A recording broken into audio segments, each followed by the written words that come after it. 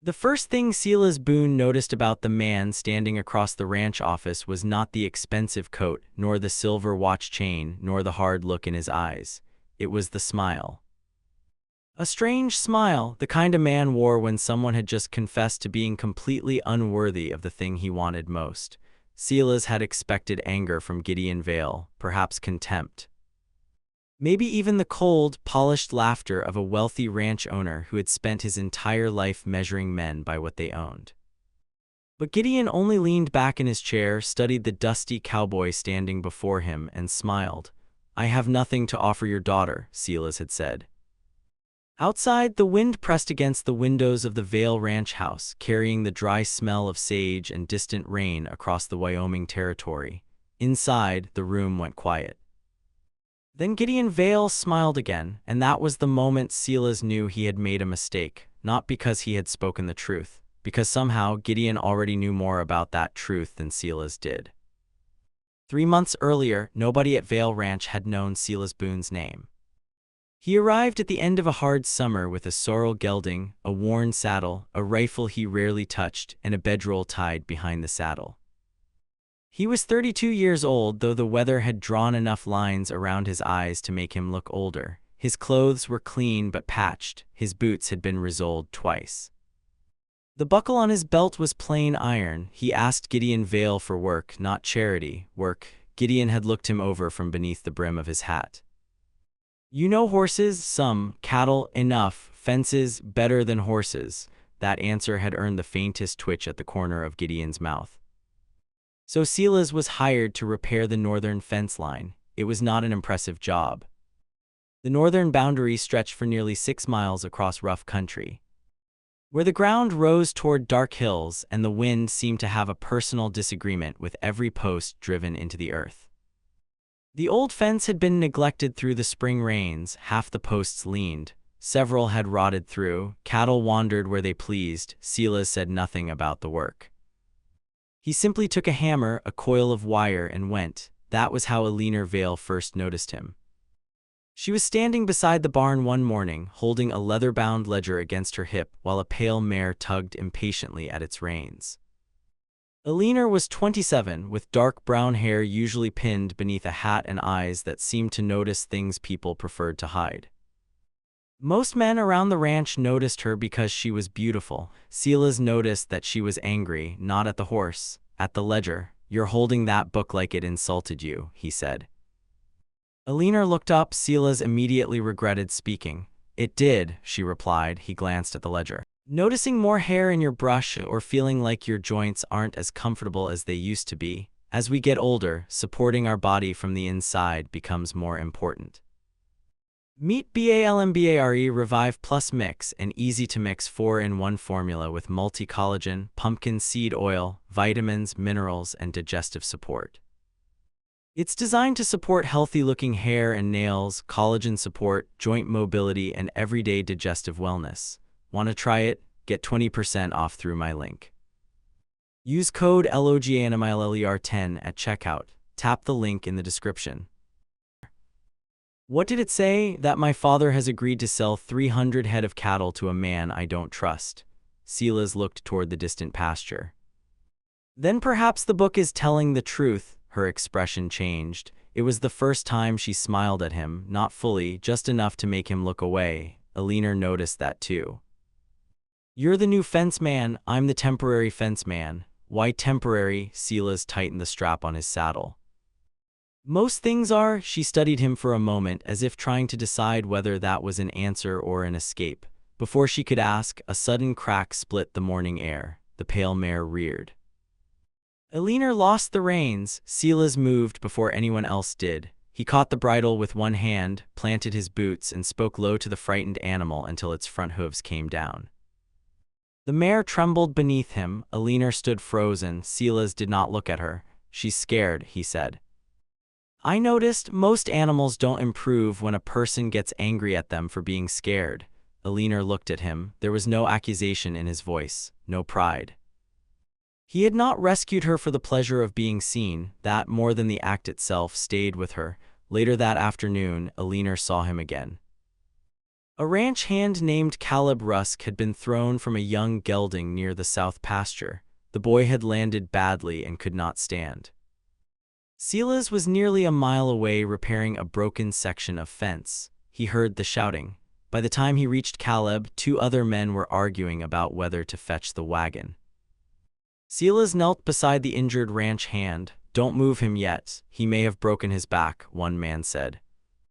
"Then moving him will make certain of it." Silas removed his own coat, folded it beneath Caleb's head, and stayed beside him while another rider went for the wagon. When the wagon finally arrived, Silas walked alongside it all the way to the house. His shirt was soaked through with sweat. Nobody thanked him. He did not seem to expect it. But Gideon Vale had watched from the porch, and Eleanor had watched Gideon watching. That evening, she found Silas at the far end of the barn, cleaning mud from his boots. "You gave Caleb your coat." Silas glanced up. "He needed something under his head. You could have used a blanket. There weren't any. You could have sent someone to get one." "Someone did." Eleanor leaned against the stall door. "You always answer questions as if they are accusations." Silas returned his attention to his boot. "Most questions are." That answer made her quiet. The lantern between them hissed softly. For a moment, neither spoke. Then Eleanor noticed the small brass object hanging from a cord around his neck. It was a broken pocket watch. The glass was cracked. The hands had stopped at 11 minutes past 4. "Does it work?" Silas touched the watch through his shirt. "No." "Then why wear it?" His expression changed, only slightly. But Eleanor saw the change. "Habit," he said. She knew better than to ask again. The next morning, Silas rode north before sunrise. He did not know that Eleanor watched him leave from the upstairs window. He also did not know that Gideon Vale had seen her there. For all his wealth, Gideon was not a man easily fooled by silence. He had built Vale Ranch from 100 acres of stubborn ground into one of the largest cattle operations in the territory. Men respected him because he paid fairly, kept his word, and never asked another man to do something he would not do himself.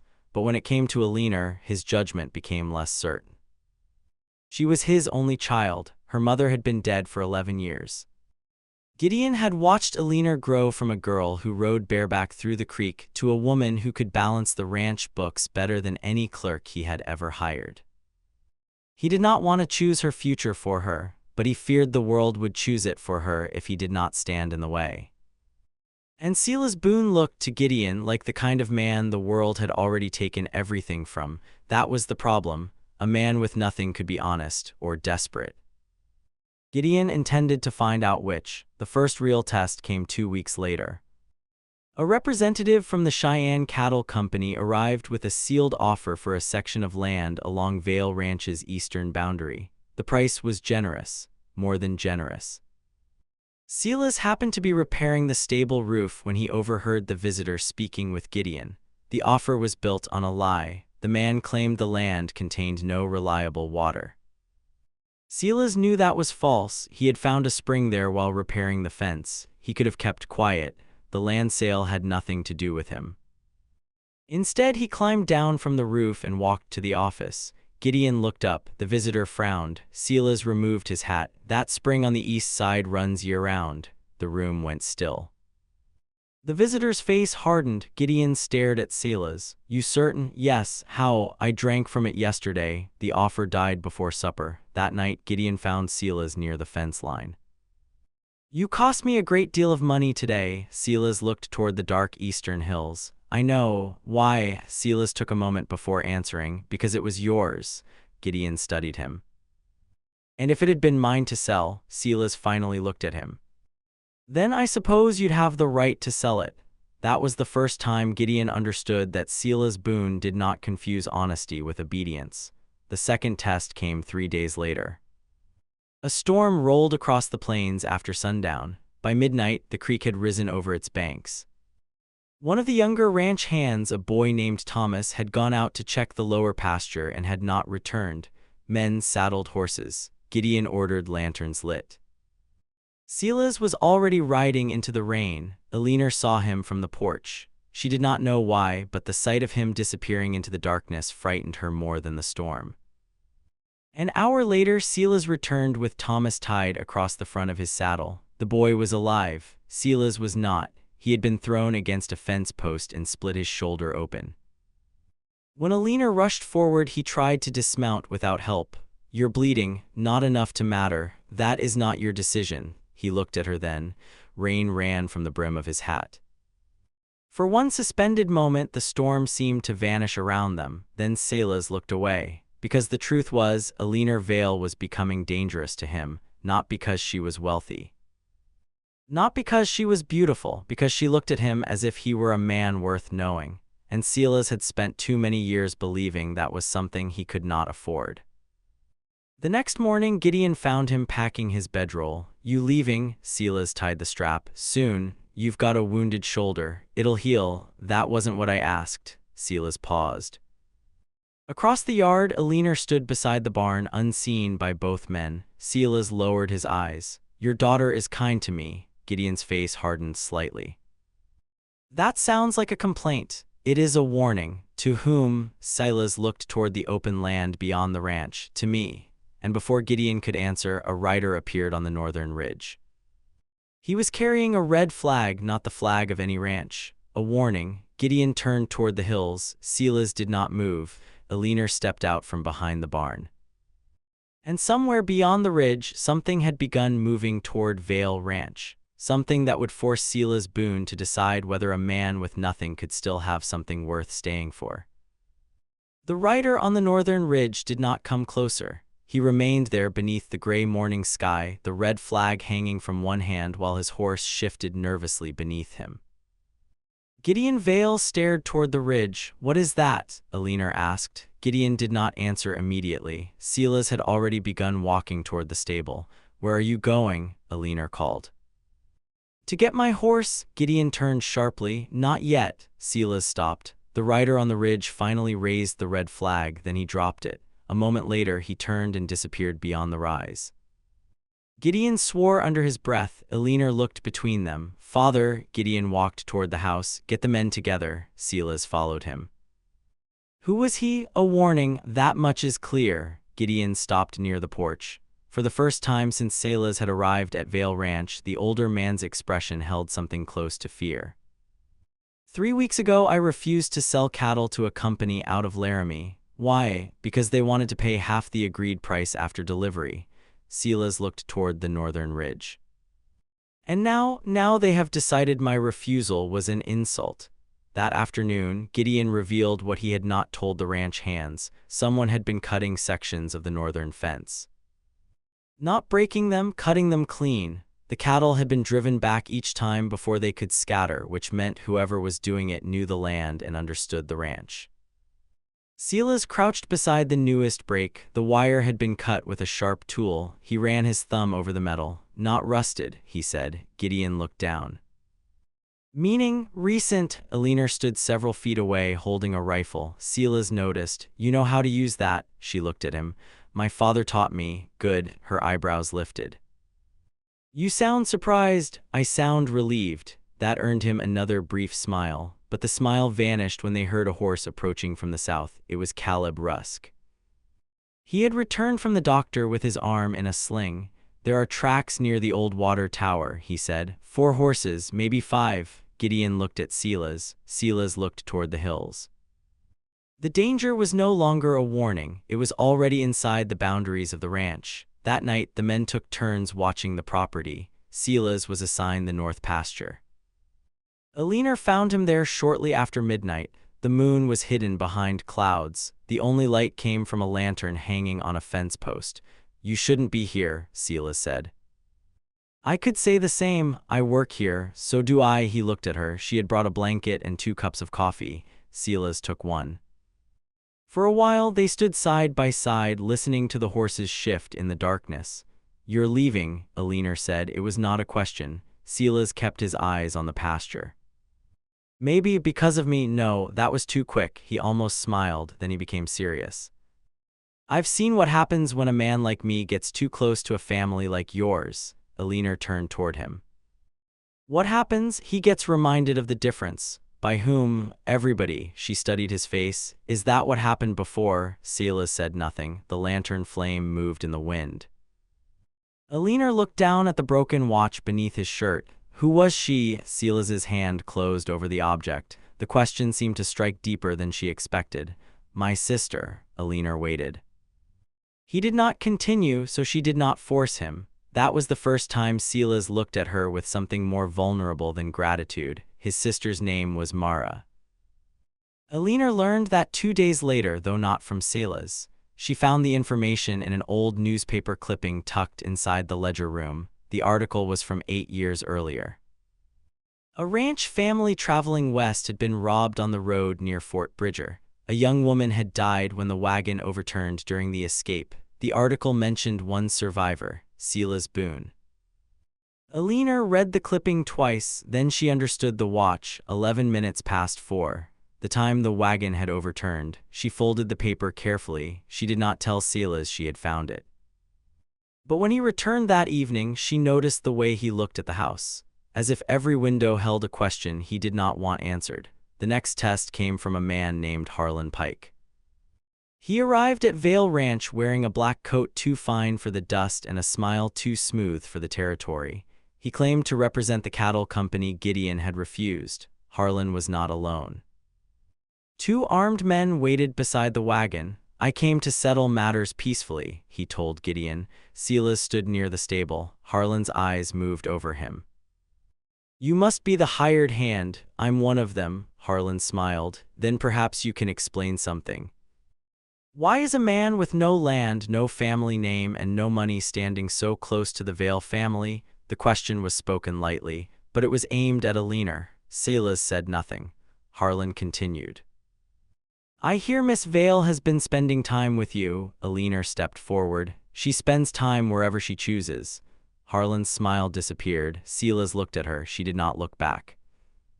Gideon ordered Harlan off the property. The man mounted his horse. Before leaving, he turned towards Silas. You should think carefully before you mistake kindness for belonging. Silas's jaw tightened. Eleanor saw it. He did not answer. That silence hurt her more than Harlan's insult. Later, she found Silas in the barn. You should have said something. To Harlan, to me, he was tightening a saddle strap. About what? About whether you believe him. Silas stopped.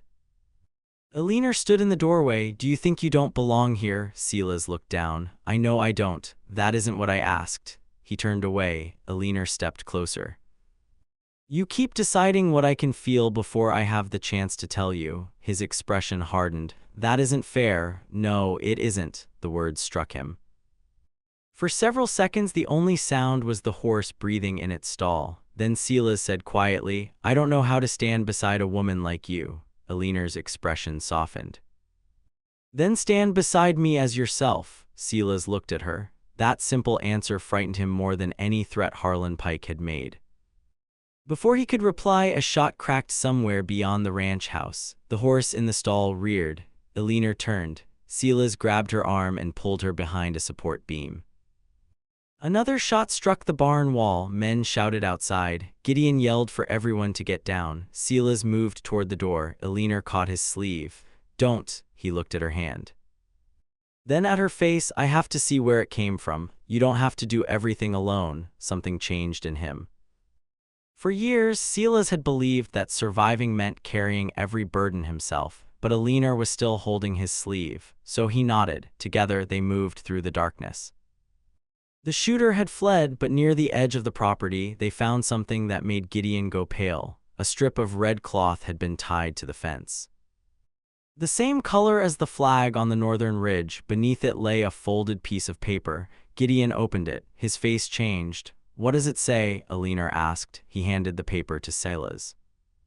There were only 6 words. The eastern spring belongs to us. Silas looked toward the darkness beyond the fence. Then he noticed something else, a boot print, fresh. The heel carried a distinctive iron crescent. Silas had seen that mark before, not on a stranger, on someone who had been working inside Vale Ranch for months. He turned toward the buildings.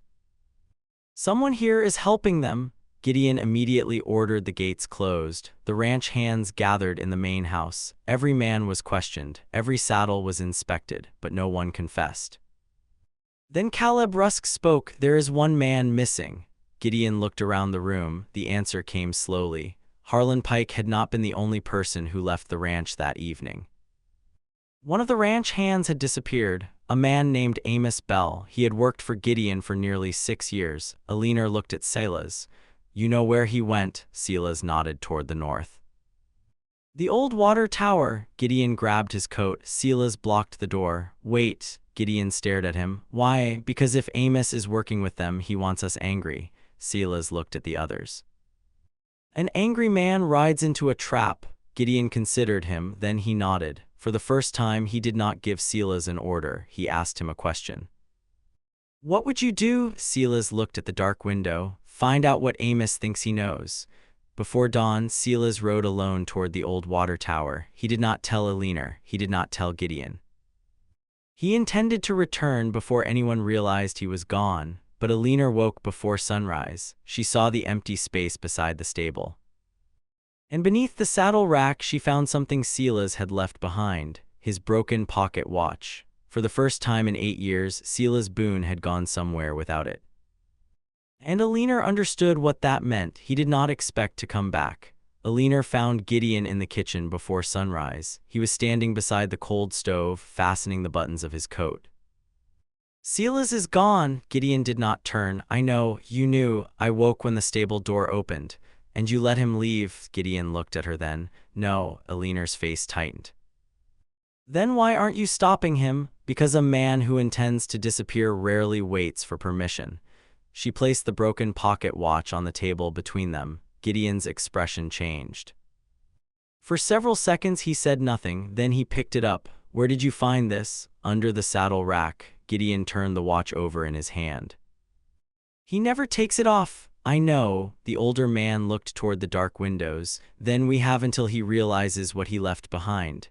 They rode north with Caleb Rusk and 2 other ranch hands. The sky was turning pale when they reached the old water tower. They found Amos Bell there. He was sitting on the ground with one hand pressed against his side. His horse was gone. Gideon dismounted. "Where is Silas?" Amos looked up. His face was gray. "He went after them." "How many?" "4. "Where?" Amos pointed toward the eastern hills. They knew about the spring. "They planned to take the cattle through the canyon before sunrise." Gideon stared at him. "You helped them." Amos lowered his head. "They had my boy." The words silenced everyone. Amos explained quickly. His son had been taken 3 days earlier while traveling to town.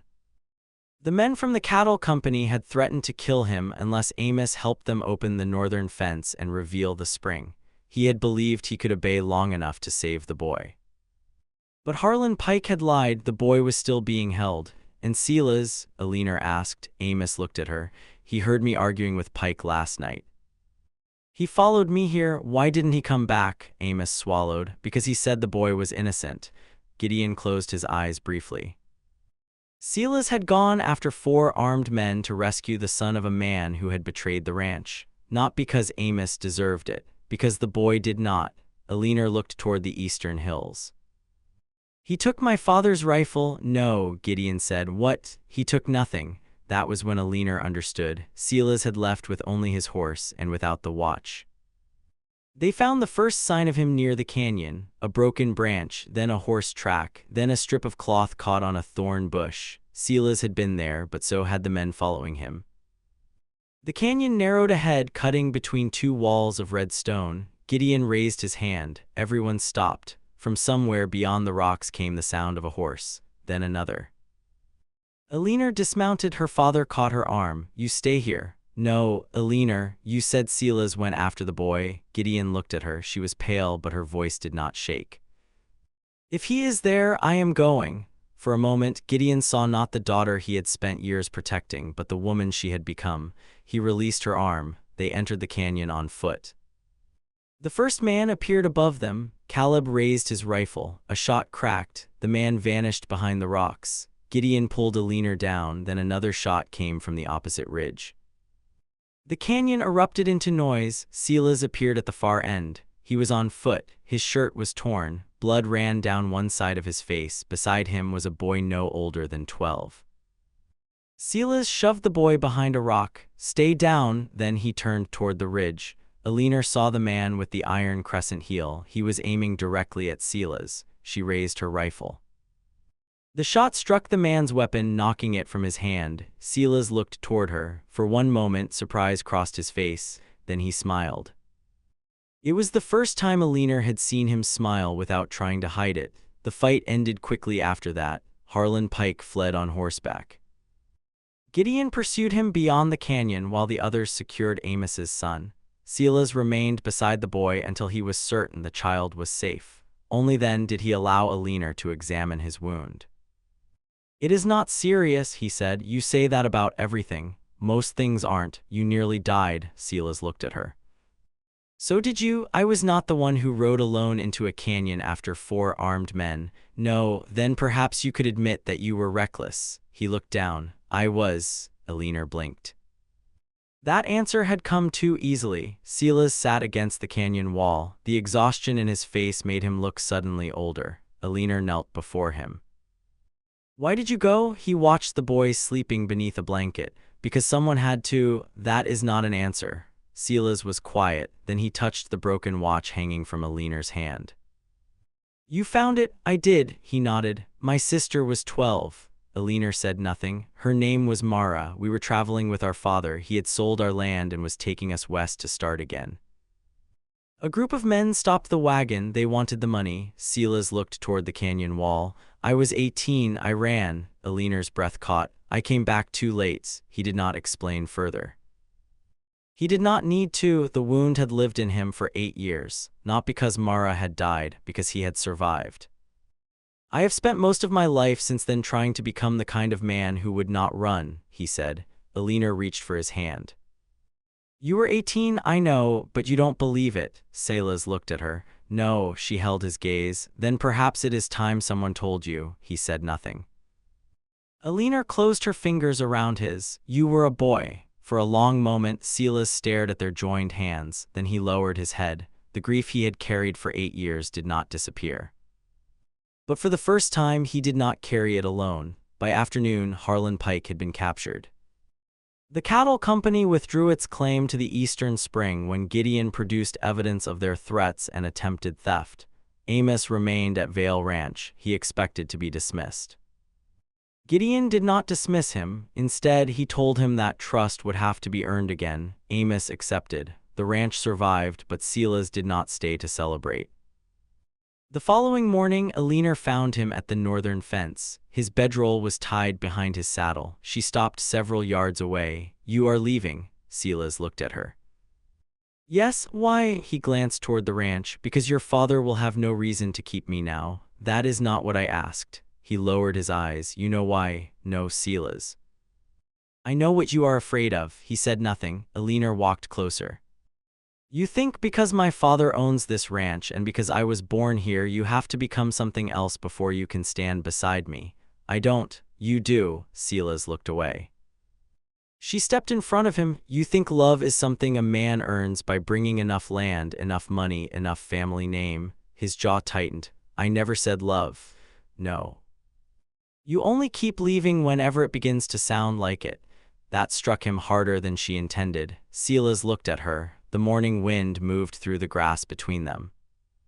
"I have nothing," he said. Eleanor's expression softened.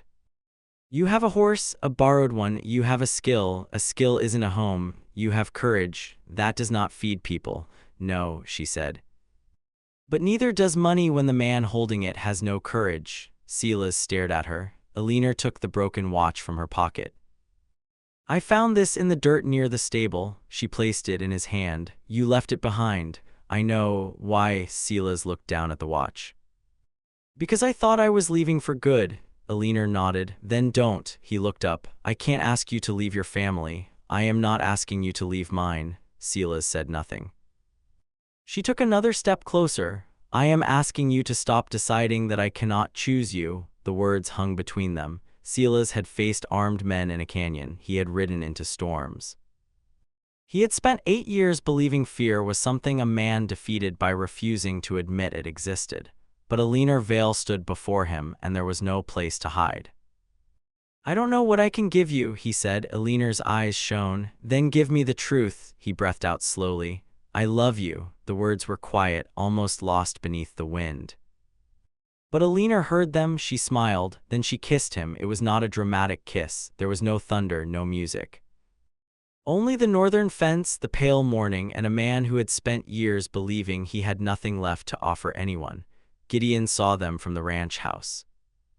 He had come outside carrying the broken section of fence wire Silas had repaired months earlier. The old man watched for a while, then he walked toward them. Silas noticed him first.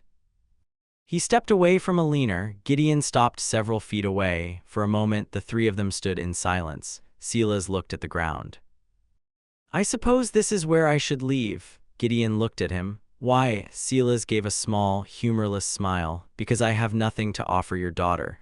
Gideon studied the young man before him. He thought of the spring Silas had protected when nobody would have known, the injured boy he had carried through the storm, the ranch hand son he had risked his life to save. The secret grief he had carried without using it to demand pity, the fence, that stubborn northern fence. Silas had repaired it one post at a time, never asking who would notice. Gideon smiled. I know. Silas looked up. Gideon stepped closer. That's why you deserve her. Silas stared at him. Gideon continued before the cowboy could speak. You think a man offers a woman land and money. Those things matter. I won't pretend they don't. He glanced toward Eleanor. But my daughter is not a parcel of land to be purchased. Eleanor's expression softened. Gideon looked back at Silas. You offered the truth when a lie would have made you rich. You went after a boy who could give you nothing. You stayed beside injured men when nobody was watching. And every time you believed you had no place here, you still did the work. Silas's eyes lowered. Gideon held out the piece of fence wire. You want something to offer my daughter? Silas looked at it. Offer her the man you are when no one is watching. The wind moved over the grass. Eleanor stepped beside Silas. I have already chosen him. Gideon smiled. I know. Silas looked from father to daughter. What happens now? Gideon turned toward the ranch. Now you repair the rest of that fence. Silas almost laughed. Thought I was leaving. You were. And now? Gideon looked over his shoulder. Now you're going to need a permanent room. Silas stood still. Eleanor slipped her hand into his, and for the first time in his life, he did not pull away from the feeling of belonging. The northern fence was finished before winter. Silas replaced every rotten post. He straightened every leaning section. At the center of the boundary where the land rose toward the eastern hills, he built a small gate. Eleanor asked him why. He shrugged. Fences keep things safe. And gates? Silas looked at her.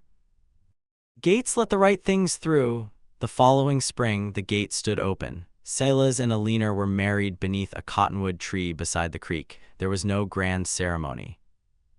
No city preacher, no expensive celebration. Only the ranch hands, Amos and his son, Gideon, and the wide country beneath a clear blue sky. Afterwards, Silas and Eleanor moved into a small cabin near the northern boundary. It was not large. The roof leaked once. The stove smoked twice. And the first winter nearly froze the water buckets solid, but it was theirs. On the wall above the fireplace hung Silas's broken pocket watch. It still showed 11 minutes past 4. It never worked again, but Silas no longer needed it to, because time, he had learned, was not measured only by what a man lost.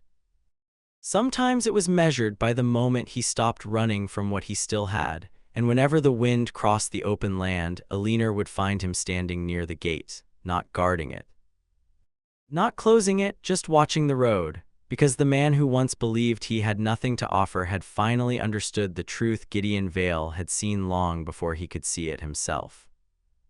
A good life was not built from what a man possessed. It was built from what he was willing to protect, what he was willing to keep, and who he was willing to come home to.